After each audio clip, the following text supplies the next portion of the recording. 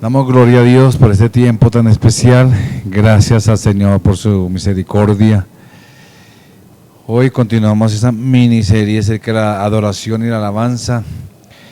Hace 8 días vimos la adoración que agrada a Dios.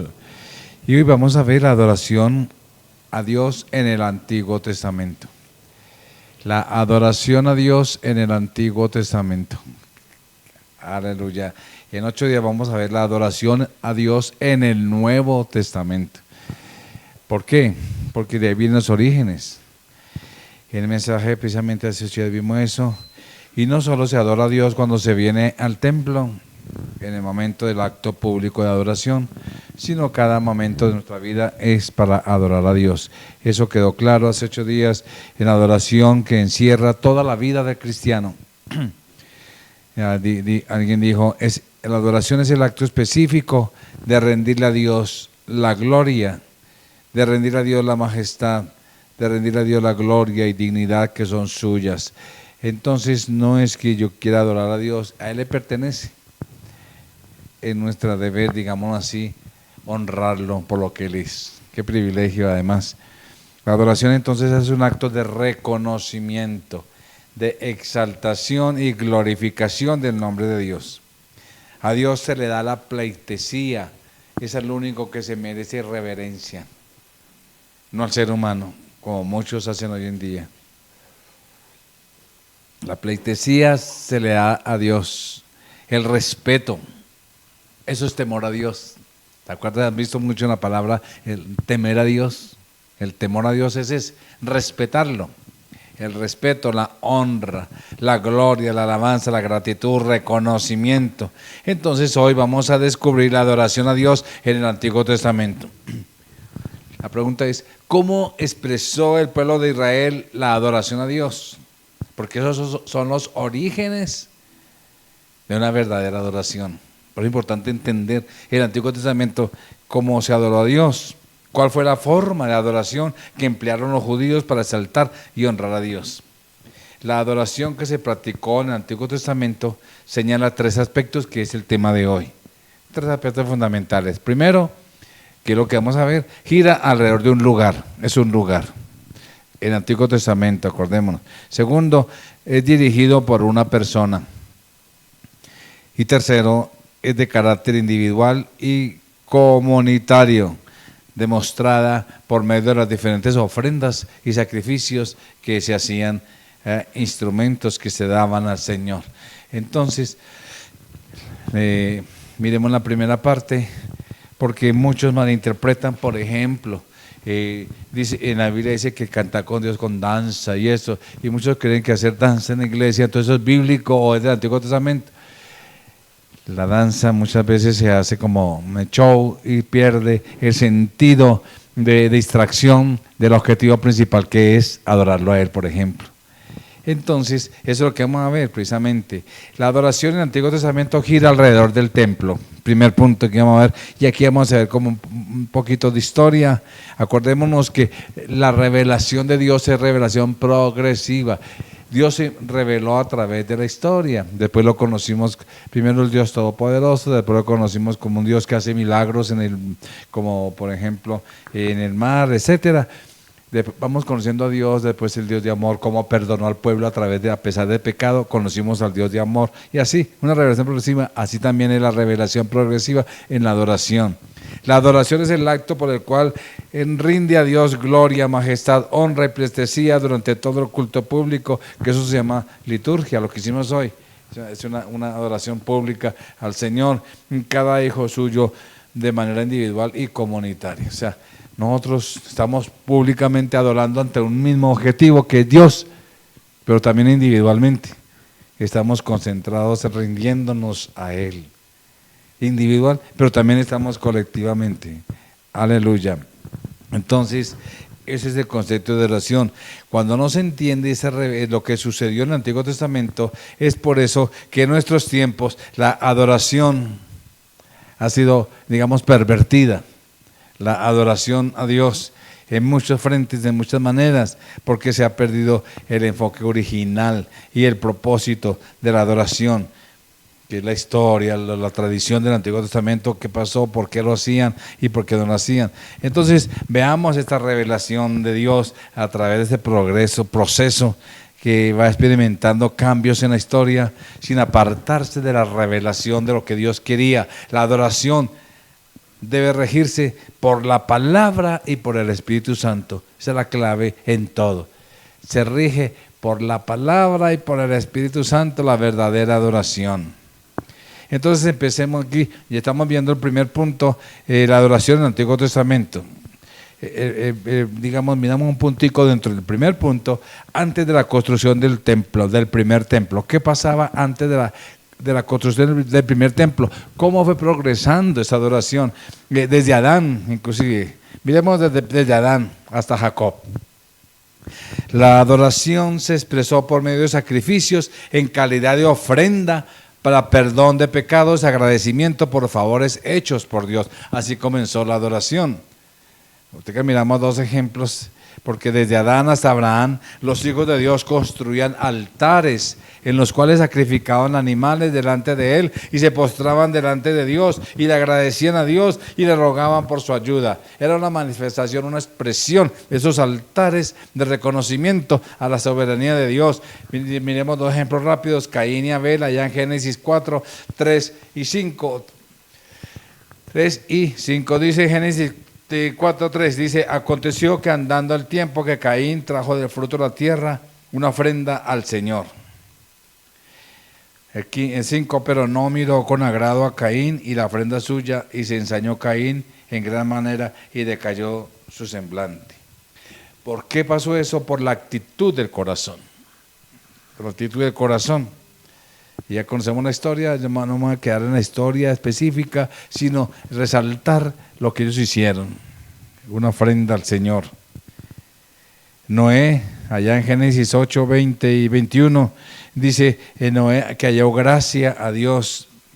8, 20 y 21 dice: edificó Noé un altar al Señor. Otra vez, altar, no pierdan de vista esta palabra, altar al Señor.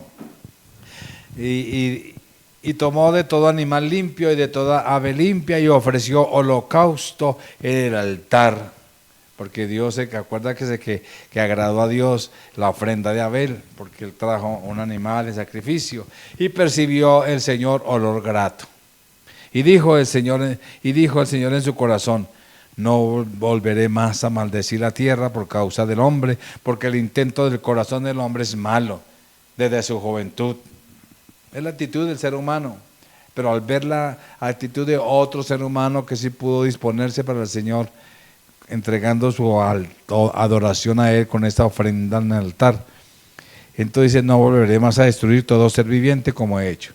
Entonces, mis amados, desde Abraham hasta Moisés se mantuvo la misma práctica de adorar a Dios por medio de ofrendas y sacrificios, antes de la ley precisamente. Y entonces Abraham nos enseña algo. Cuando adoró a Dios, tomó en cuenta, porque después de estos altares que ofrecían, Abraham hizo algo más. Su actitud empezó en la adoración en altares, empezó a manifestar algo más allá, que es la actitud de corazón. No era un compromiso o una acción de gracias por reconocimiento, sino ya mezcló algo interno ahí, digámoslo así, una actitud interna, y también ofreció los sacrificios, que es la actitud externa. Eso es lo que hizo Abraham. Entonces se entregó a sí mismo para ofrecer al ser superior. Un ejemplo sencillo, la adoración individual de Abraham en Génesis 12:8, dice aquí, Génesis 12:8, luego se pasó de allá a un monte al oriente de Betel. Acuérdense que él estaba forastero, él iba de paso. Y dice que hubo de allí un monte al oriente de Betel y plantó su tienda, teniendo al occidente y a Jai al oriente. ¿Y qué hizo? Lo primero que hizo, edificó allí un altar al Señor e invocó en nombre del Señor, un adorador. Y ya lo vemos allá en Génesis 15, del 1 al 21, no lo vamos a leer obviamente por lo extenso, pero ya conocemos la historia de Abraham cuando ofreció su sacrificio y Dios le dijo que ofreciera a su hijo. Y él estuvo dispuesto, por amor, porque sabía quién era Dios. Él merece todo, hasta nuestra propia vida. Ese es el sentido de la oración. Hasta la vida, de lo que más anhelo y quiero. Por eso la adoración es un desprendimiento. Ahí comenzamos a ver la verdadera adoración. Es negarse a sí mismo. Jesús nos dice que si negaseis a vosotros mismos, etcétera, no seáis mis discípulos, ¿se acuerda? Esa es la adoración. Por eso la adoración es más. Incluye voces, incluye canto, incluye muchas cosas, pero el sentido es el corazón. Por eso lo que aprendemos aquí en este punto de Adán hasta Jacob es la adoración, debe ser de calidad, con excelencia, debe entregarse todo. Eso es lo que aprendemos aquí en este punto. Ahora de Jacob hasta Moisés. ¿Qué pasó de Jacob hasta Moisés? Bueno, ¿qué elemento nuevo ahí se inserta en ese concepto de la adoración a Dios, aparte de los altares comunes que ya habíamos visto o que vimos para los descendientes de Abraham? Allá en Génesis 28, especialmente del 10 al 22, pero solamente vamos a ver unos versículos ahorita de Génesis 28, y ahí en Génesis 28 hay por lo menos 4 cositas. Primero, la convicción que en ese lugar estaba Dios. Acordemos que aquí vemos en Génesis 28 la experiencia de Jacob cuando estaba ya también de paso y entonces se quedó dormido y puso una piedra y quedó dormido y ahí vio la revelación de Dios. Tuvo un sueño, Dios se mostró y se manifestó a Jacob, que es el hijo de nieto de Abraham. Entonces, mis amados, en el versículo 16 de Génesis 28 dice que él despertó Jacob de su sueño y dijo: ciertamente el Señor está en este lugar y yo no lo sabía. ¿Por qué? Porque él lo sintió, él lo creyó y él lo vio esa experiencia. Por eso la adoración es experiencial, no es concepto. No hay tan lindo que es adorar al Señor, pero si no lo ha sentido, esa es la realidad. Por eso lo que le pasó a Jacob fue una experiencia. También podemos ver aquí en el versículo 17 otro aspecto de esa experiencia de Jacob, de Génesis 28. El adorar está en la presencia de Dios. Usted no puede adorar fuera de la presencia de Dios. El 17 dice, el versículo 17, y tuvo miedo y dijo, ahí del 28, 27 de Génesis: cuán terrible es este lugar. No es otra cosa que casa de Dios y puerta del cielo. Cuán terrible es este lugar. ¿Por qué le pareció tan terrible ese lugar? ¿Sería de miedo? ¿De susto? Es de indignidad, porque Dios estaba ahí. Otra traducción para terrible es temible. O sea, temible. Dios. Por eso la misma experiencia de Isaías, allá en Isaías 6. Y Isaías 6, por ejemplo, cuando tuvo la experiencia de Dios en la presencia de ver la gloria de Dios, Isaías era un profeta, hablaba siempre cosas buenas. Isaías no era una persona que hablaba mal o decía grosería y nada de eso.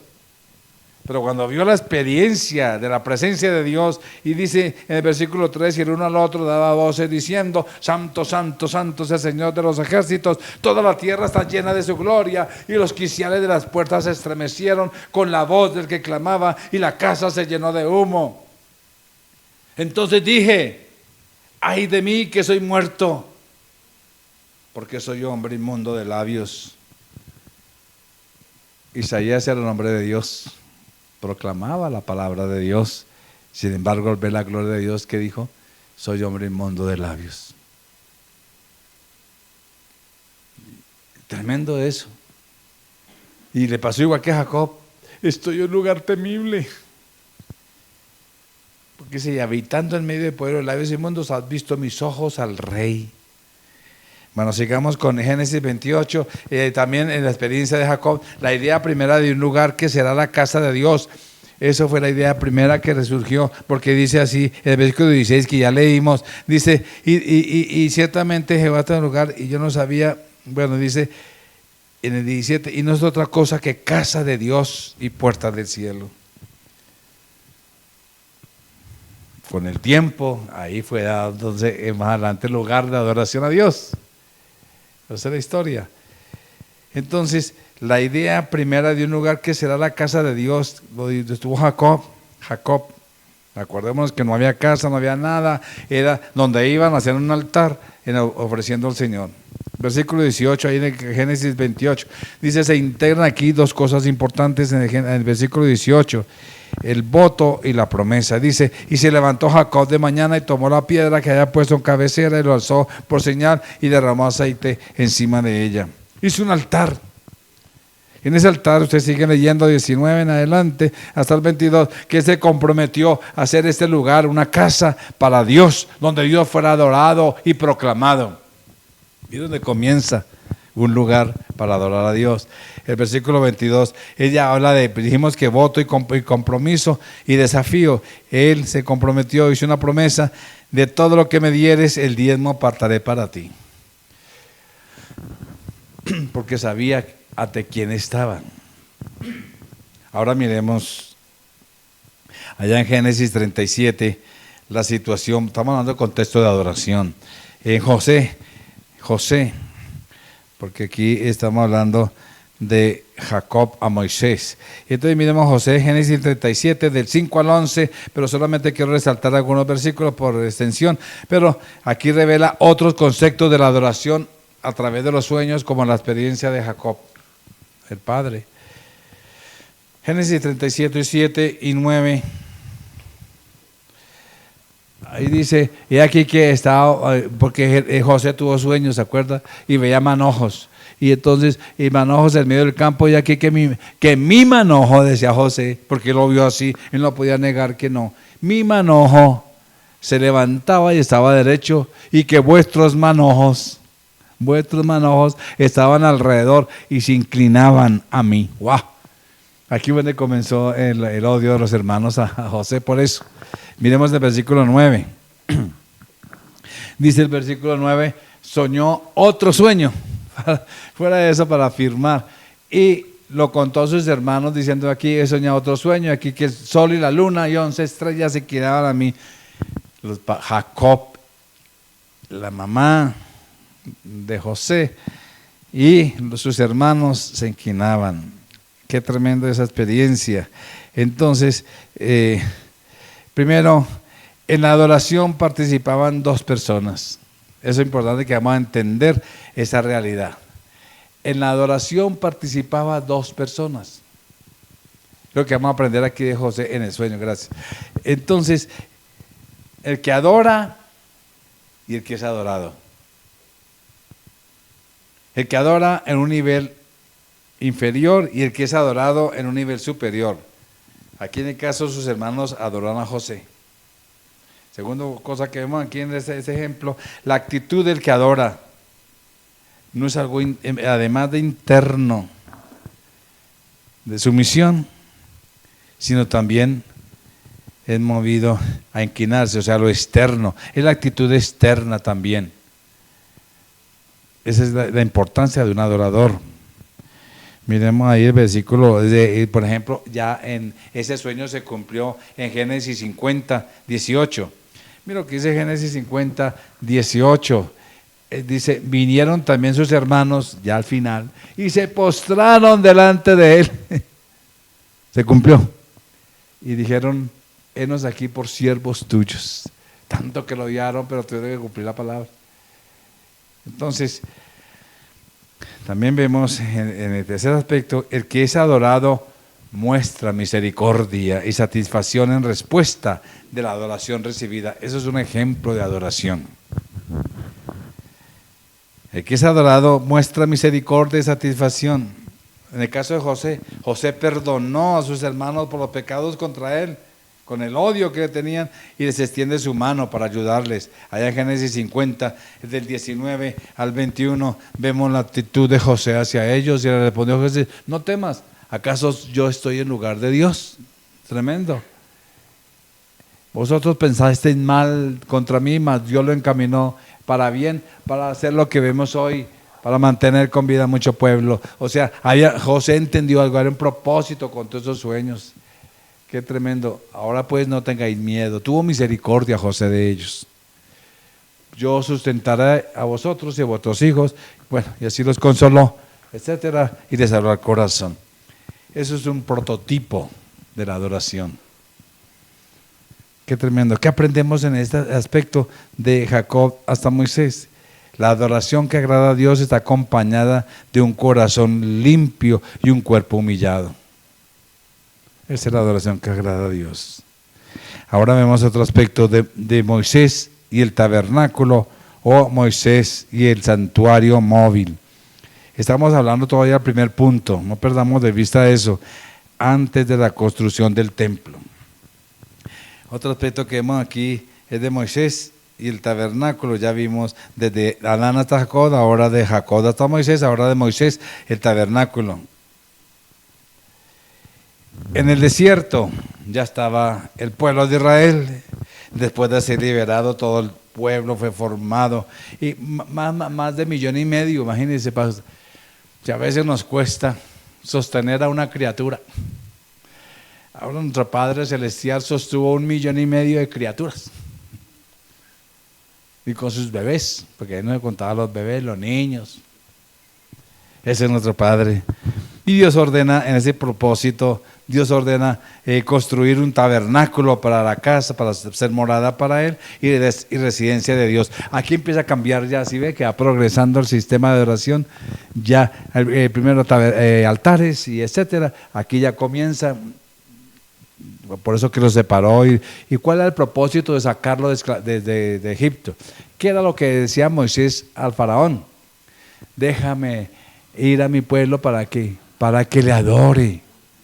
Otra vez adoración. Y entonces ya en el desierto Dios cambia, ya empieza, ya no así, digamos, foráneamente en cualquier lugar a hacer un altar, sino ya en un lugar. Ya empieza a pensar estar dentro de su pueblo. Por eso es que trajo un pueblo para un propósito. Ya no era una persona que adoró aquí, otra persona que adoró allá y los que querían, ahora ya es un pueblo como tal. Y empezó a unir a un pueblo y él es vivir en medio de ellos. Y al estar ahí, entonces establece un lugar donde el pueblo pueda estar alrededor y adorarlo. Ya comenzó algo mejor. Entonces ahí en Éxodo 25 vemos esa experiencia, en muchos pasajes de Éxodo, de Deuteronomio, vemos esas experiencias en el desierto, de cómo Dios, en Levíticos, todo un libro hablando de cómo Dios quiere que le agrade, o cómo el sistema ceremonial debía hacerse a manera de Dios. Por eso la adoración es a manera de Dios. La adoración es como Dios quiere que se deleite. Y muchos dicen, ay, a mí no me gustó esa alabanza. ¿Ah, que era para usted? Pero a Dios le agradó. Lo hicimos a manera de Dios.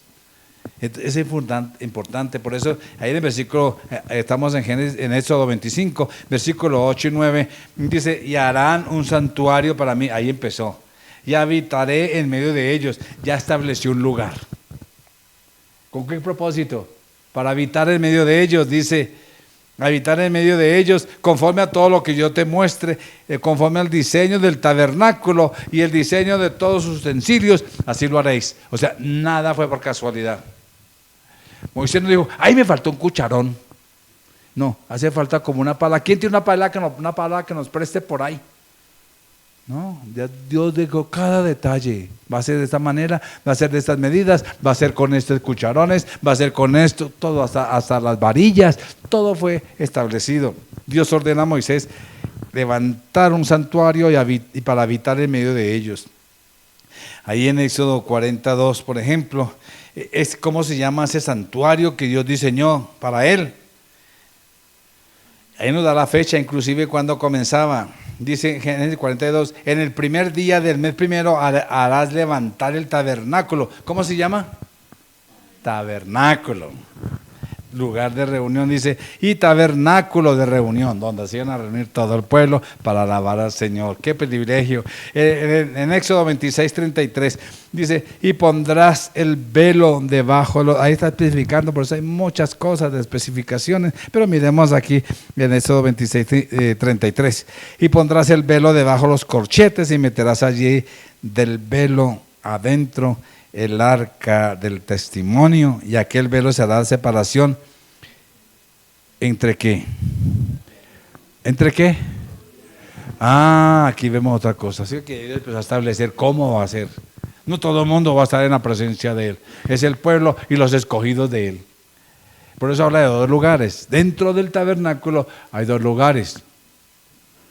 ¿Qué va a ser? El lugar santo y el lugar santísimo. Qué tremendo. Aquí revela que son las 2 partes en donde el lugar donde todo el pueblo llegará a ese tabernáculo 3 veces al año. Y el lugar santísimo donde solo el sumo sacerdote podrá entrar 1 vez al año por los pecados del hombre. O sea, el lugar santísimo donde estaba el arca, donde estaba el incienso y el altar del incienso, solamente el sumo sacerdote podía estar ahí. Después pueden mirar ahí todos los elementos, porque ese es otro tema. Pero en el lugar santo estaba la presencia de Dios. Por eso usted lee que el tabernáculo salía fuego, veían el fuego o veían una nube tremenda. Salía el arca o llegaba el arca. Y ahí solamente el sumo sacerdote. Y no podía entrar 1 vez al año para todos los pecados.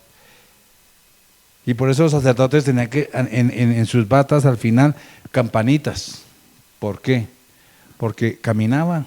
Pero si el sacerdote, el otro sacerdote que estaban afuera, no escuchaban, ¿qué pasó? Le dio un paro, le dio el patatús al sumo sacerdote, no pueden entrar a sacarlo, entonces tocaba jalarlo.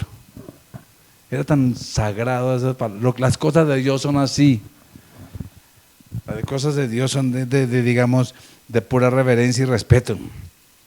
Éxodo 34, 23 dice, 3 veces al año se presentará todo varón al tabernáculo, en el tabernáculo.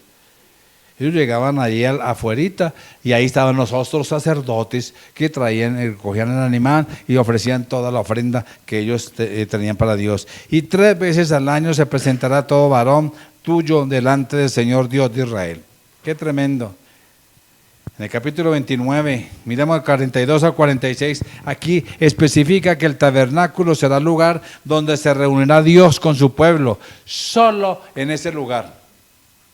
No hay otro lugar que Dios haya establecido.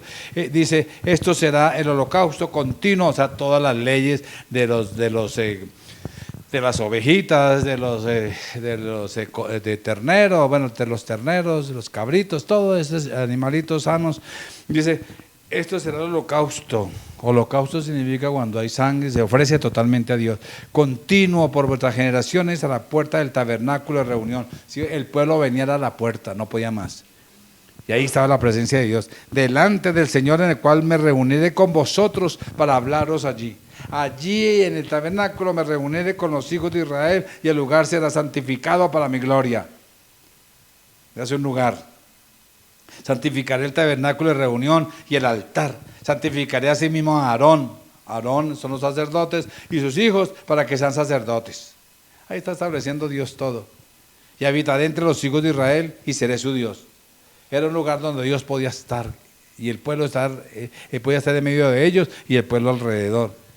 Y conocerán que yo soy el Señor su Dios, que los saqué de la tierra de Egipto para habitar en medio de ellos, yo el Señor. Conocerán, ¿quiénes? Los que no son del pueblo de Israel. Todo el mundo se dio cuenta que allá estaba Dios habitando. Entonces, quiere decir eso, que el pueblo vendrá para adorarlo, para que Dios acepte esa adoración. Era necesario que el pueblo sea santificado. Ahí lo tenemos en Éxodo 33, 7 al 10. Aquí declara que era un tabernáculo móvil, no era un templo fijo todavía. ¿Por qué? Porque estaban en un lugar, acuérdense que estaban en el desierto en sus jornadas. Las jornadas estaban 1 año, 6 meses, 3 meses. Cuando se quitaba la nube donde estaba Dios, todos decían, ay, ya es hora de salir. Entonces todo el mundo se alistaba y los levitas, los encargados de transporte, todos salían. Entonces no era un lugar fijo, se iban para otra población, otro lugar dentro de los desiertos. 40 años andando para aquí y para allá. Wow. Entonces, ahí está todo, mira, ahí está, y tomó el tabernáculo, levantó lejos, fuera del campamento, etcétera. Y ahí está adelante en Éxodo 33, 7 al 10. Entonces, ¿qué aprendemos de hasta Moisés? ¿Qué aprendemos? el único lugar donde se encontraba la presencia de Dios era el santuario, el tabernáculo. Y el acercarse a Dios demandaba santidad. ¿Te acuerdas cuando aprendieron la primera lección que ellos tuvieron? Cuando Dios empezó a manifestar allá en el monte Sinaí, truenos y todos asustados. Les dijo, nadie se acerque, ni siquiera una bestia, porque morían. Dios les estaba enseñando a ellos, porque estaban aprendiendo quién era Dios, estaba enseñando a ellos su santidad. Acercarnos a Dios, no podemos acercarnos de cualquier manera. Ahora, aquí tenemos la adoración en el primer templo. Estamos hablando el primer punto, que es, todavía estamos en el primer punto, que es la adoración.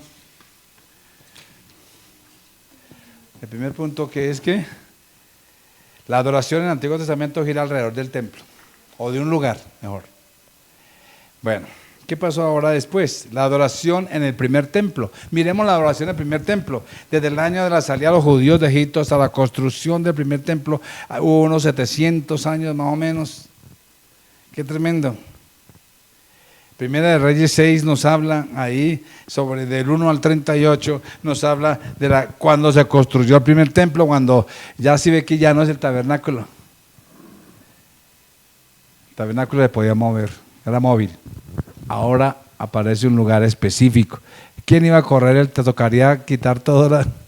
¿Quién iba a correr un templo? Entonces, allá Primera de Reyes, la inauguración, describe el trabajo de la construcción del primer templo, y ahí ya está fijo para morada del Señor, para que sea adorado por un pueblo. O sea, ahora el pueblo tendrá que venir a ese lugar. Lo único es que aún se mantienen las primeras condiciones que regulaban el tabernáculo. Las condiciones se mantenían porque era un lugar de santo, un lugar de santidad, y no todo el mundo iba a ministrar, solamente los escogidos de Dios. En el 1 Reyes 8, 12 al 19, ahí habla del parte de la dedicación del templo y lo describe como un detalle de adoración, y Salomón empieza a orar al Señor y a expresar todas las cosas del Señor. Y ahí en versículo también 20 al 54, entonces la adoración del pueblo celebrando la grandeza del Señor. Miremos dos versículos aquí en 1 Reyes 8, del 55 y 57, ya estaban adorando una oración tremenda, imagínense, versículo 55 ya. Entonces dice, y puesto en pie bendijo a toda la congregación de Israel, diciendo en voz alta, mira lo que decía, sigamos, dice, bendito el Señor que ha hecho paz a su pueblo Israel, conforme a todo lo que él había dicho, ninguna palabra de todas sus promesas que empezó Moisés ha faltado. Y el 57 dice, esté con nosotros el Señor nuestro Dios, como estuvo con nuestros padres, o sea, como estuvo en el tabernáculo, y nos desampare y nos abandone, porque donde estaba el arca estaba la presencia de Dios. Ahora está diciendo aquí, así esté con nosotros. Qué tremendo. Miremos el 66. Entonces, aquí miramos la actitud de Salomón al orar como parte de su adoración. Él se arrodilló y con manos extendidas al cielo, él oró y suplicó. Dice, y al octavo día despedido el pueblo, ellos bendiciendo al rey, se fueron a sus moradas. ¿Por qué se fueron a sus moradas? Estaban felices porque vean un lugar donde Dios, por todos los beneficios, dice, alegres y gozosos de corazón. Se fueron felices porque había algo. Dios se volvió a manifestar a sus vidas. Mire la oración en versículo 58. Incline, oh Señor, nuestro corazón hacia el templo para que andemos conforme a tus caminos y guardemos sus mandamientos, los estatutos, decretos que manda cumplirnos hoy. Wow, qué tremendo.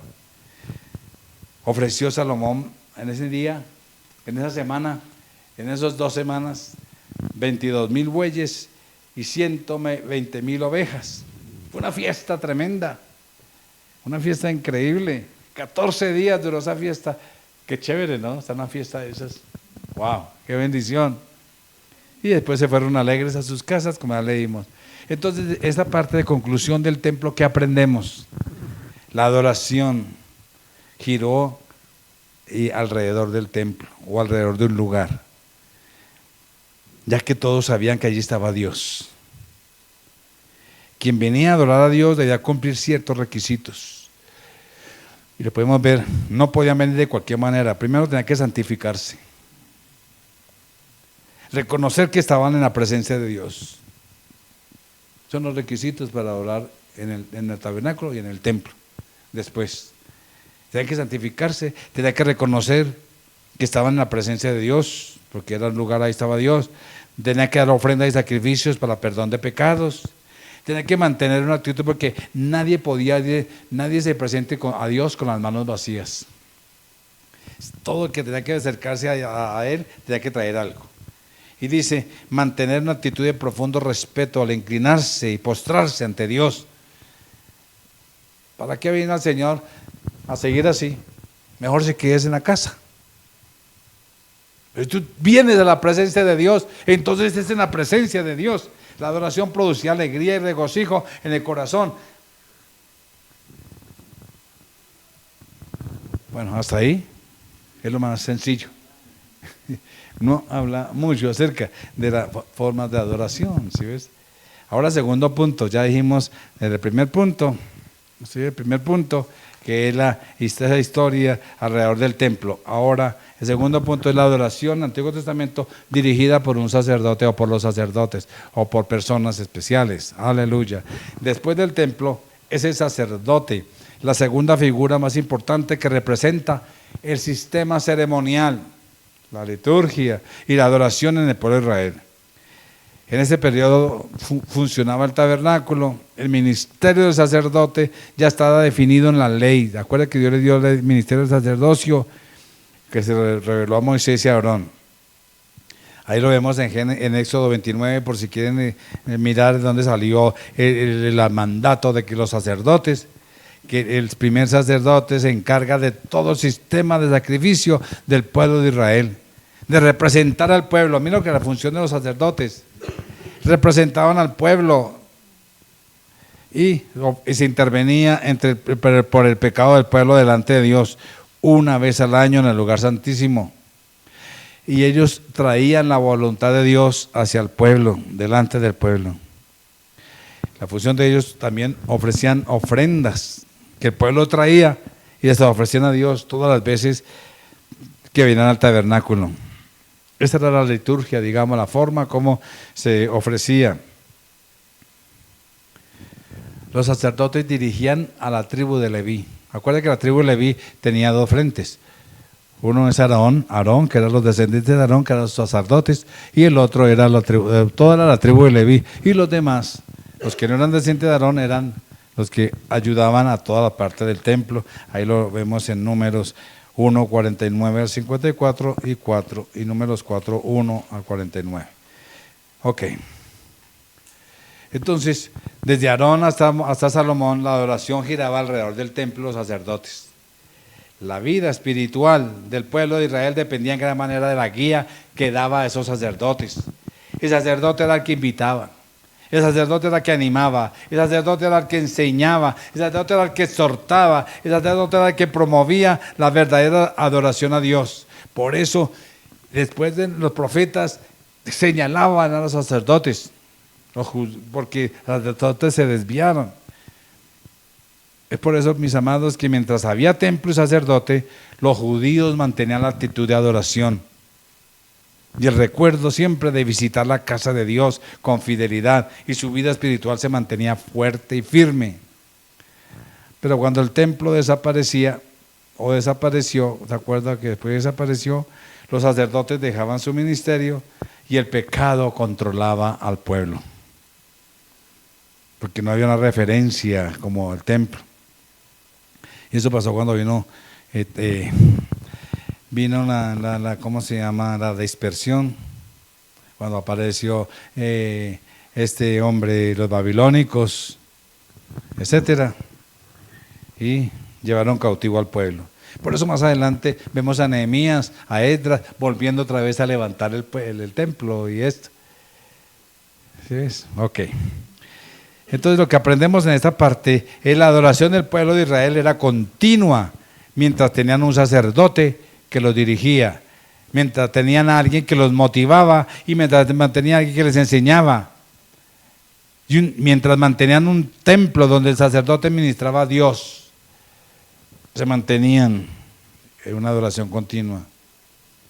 Mientras el pueblo se mantenía adorando a Dios, eran fuertes espiritualmente. Ese es otro ejemplo. Una verdadera oración trae fortaleza y poder. Un corazón sincero se mantiene adorando a Dios. Por eso un adorador es fuerte espiritualmente, porque sabe quién es Dios. Tercer punto, la adoración en el Antiguo Testamento es el carácter individual y comunitario. Primero ya vimos que es un lugar. Segundo, que son a través de unos siervos escogidos. Y tercero, es individual y comunitario. Los altares, el arca, el tabernáculo, los sacrificios, los sacerdotes, eran símbolos teológicos con grandes implicaciones de adoración. Fue una enseñanza para nosotros. Para el judío se dio por medio de altares individuales y familiares, pero luego ya más comunitario, como fue el tabernáculo. El arca, por ejemplo, producía un espíritu de respeto y reverencia y adoración. El arca era la presencia de Dios. Era una adoración externa y cultural. Isaías 29:13, mire, leamos un momentico, dice: Dios, pues, el Señor, porque este pueblo se acerca a mí con su boca y con su labio me honra, pero su corazón está lejos de mí y su temor de mí no es más que un mandamiento de hombres que les ha sido enseñado. O sea, lo hacían por costumbre, lo hicieron por religiosidad. A eso llegó el nivel del pueblo. Aquí Isaías 29:13. Entonces pretende hacer un equilibrio entre lo externo, el ritualismo, con ese fanatismo interno de estar ahí. Pero Dios desea algo más allá. Desea una adoración que brote de un corazón sincero, humillado, y que exprese a través de su vida esa vida llena de gratitud y regocijo. Por eso aparecen los salmos. A través de los salmos, el libro que más describe la adoración en el Antiguo Testamento, porque los salmos eran las canciones cantadas en todos esos sistemas ceremoniales, en el templo. Se declara entonces que la adoración de los judíos era individual también y colectiva, interna y externa. Empecemos por lo individual, por ejemplo. La adoración es un acto del corazón. Ya lo leímos ahí en Isaías 29:13, que está aquí, ¿sí ve? De labios me honra, pero su corazón. La oración debe ser un acto de allá dentro del corazón. Es del corazón, no es la posición física. Porque hay gente que se arrodilla ante el Señor, pero su corazón está lejos de Él. Qué triste realidad. Entonces, la Biblia nos da muchas formas de orar y que levantar las manos. Otra, por ejemplo, hablar de arrodillarse, Salmos 5:7, o se acuerda Filipenses 2:10, que toda rodilla se doblará y toda lengua confesará. Habla de muchas formas de adoración. Salmos 5:7, Filipenses 2:10, etcétera. Pero el énfasis de la adoración está en la contemplación. Cuando tú adoras, ¿a quién contemplas? La verdadera oración es mirarlo a Él, pensar en Él, disfrutar de Él. ¿Eres qué? ¿Qué atributos tiene Dios? Entonces contempla su amor, su poderío. Cuando tú empiezas a contemplar eso, algo va a suceder en tu corazón. Es lo que anhelaba el salmista. Miremos dos ejemplos. Salmo 27:4. Por ejemplo, el Salmo 27:4 dice una cosa: he demandado al Señor y esta buscaré. Yo he demandado algo, Señor, ayúdame. Y voy a buscar, o sea, voy a hacer no solamente con petición, un deseo. Ay, yo quiero buscar eso. Ay, Señor, ayúdame. Y nunca hace nada. No, dice, esta buscaré, o sea, haré lo posible que sí sea. Y dice, que esté yo en la casa del Señor todos los días de mi vida. O sea, que estemos en su presencia todos los días de mi vida. Y para contemplar la hermosura, eso es la contemplación, eso es adoración. Adoración es eso. Que adoremos al glorioso, soberano Señor. El único digno de adoración. y para inquirir. Cuando yo estoy en su presencia, yo puedo preguntarle. Entonces ahí cuando la pregunta, Dios me empieza a revelar su palabra. Por eso que entendemos la palabra. Salmo 63:1 dice: Dios, Dios mío, eres tú. Es que estoy cansado. Yo mejor cada noche oro. Porque yo ando tan cansado que yo mejor por las noches. Pero por las noches también usted lo que pasa es que ora en lenguas. Empieza a orar, Señor, bla, bla, bla, bla, bla, bla. Está orando en lenguas. Pero mire la oración: de madrugada te buscaré. Este es un adorador. De madrugada te buscaré. Mi alma tiene sed de ti, Señor. Mi carne te anhela en tierra seca y árida, donde no hay aguas. La pregunta es: ¿cuánto admiras a Dios? ¿Cuánto amas a Dios? Esa es la pregunta. Isaías dice en 1:10, 17, ahí nos dice algo de la actitud del corazón. La actitud sincera es producto de un corazón limpio. Qué tremendo. Isaías, para que lo tengan en presente, esa adoración para que satisfaga a Dios debe estar respaldada por vidas santas. Ya vimos Isaías 6, del 1 al 7, donde decía: soy hombre inmundo de labios. David, cuando estaba orando a Dios, primero piensa en sí mismo antes que el pueblo. Señor, aquí estoy. Cuando nos acerquemos a Dios, mis amados, debemos mirar nuestro corazón, nuestra relación con Él, porque la adoración es un asunto personal. Y el de la aprobación de mi ofrenda, ¿lo hice con agrado o no? ¿Él se agradó o no? Esa es la diferencia.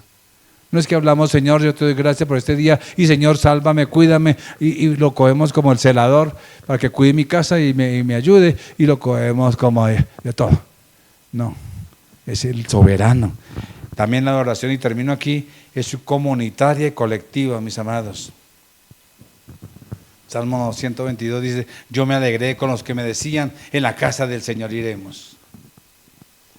Vemos a Nehemías, que había Nehemías 12.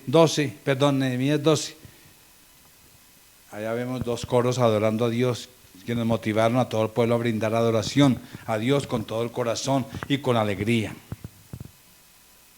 Miremos rápidamente un ejemplo de Crónicas 5, segunda de Crónicas 5, un ejemplo de adoración comunitaria, porque se ve que no es solamente adoración personal, sino comunitaria. Aquí estamos en una adoración comunitaria.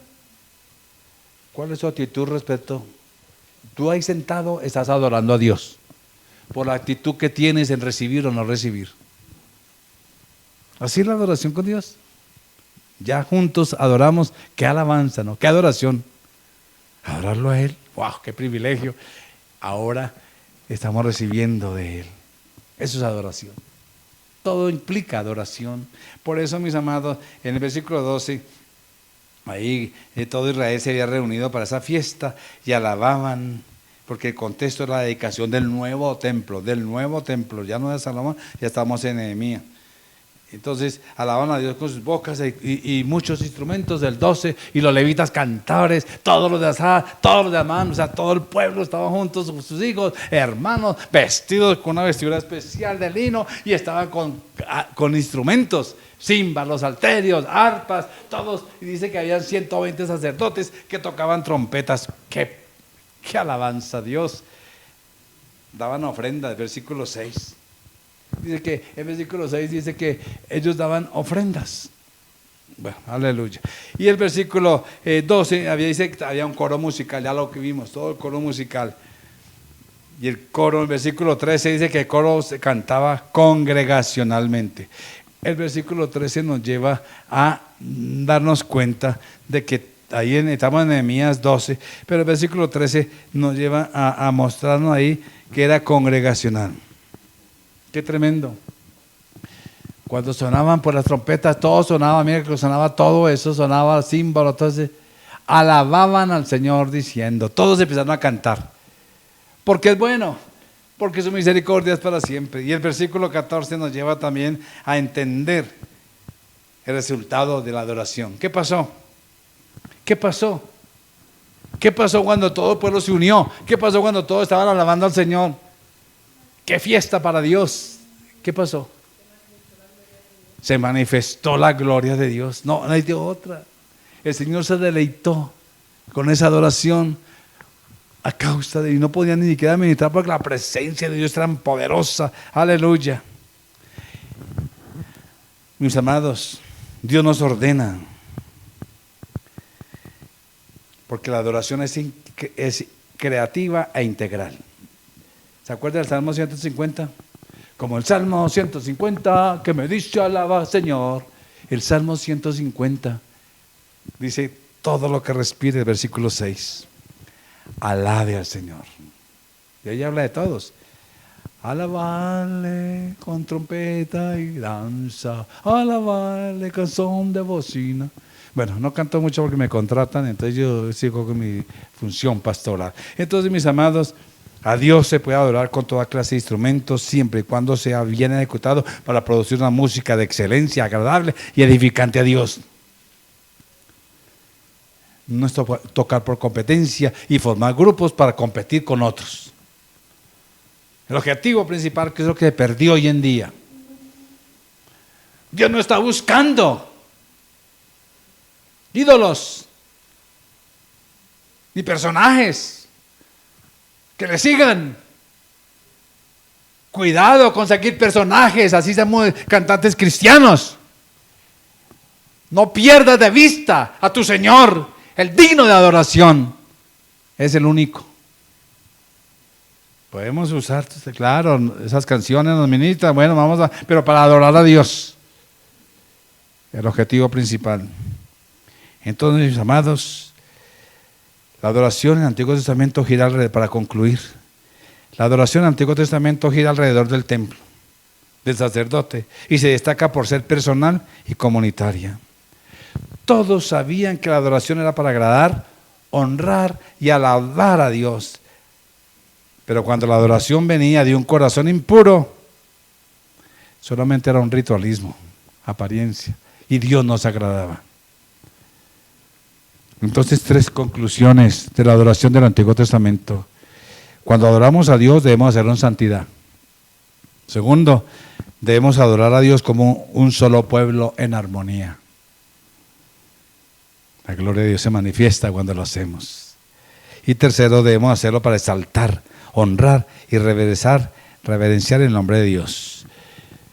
Mis amados, tú no vienes a la iglesia a que se levante, a empezar como a alabar al Señor. No, tú adoras al Señor porque ya eres un adorador que practicas durante la semana.